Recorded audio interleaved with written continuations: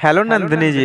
नंदिनी जी, मैंने आज बड़े प्यार से आपके लिए एक स्टेटस शायरी बनाया हूँ। मैं उम्मीद करता हूँ ये शायरी स्टेटस आपको दिल छू लेगा, तो आप वीडियो को पूरा जरूर देखिएगा। तो चलिए देर न करते हुए स्टार्ट करता हूँ। कि हमारी गलतियों से कभी टूट न जाना, हमारी शरारत से कभी रूठ न जाना।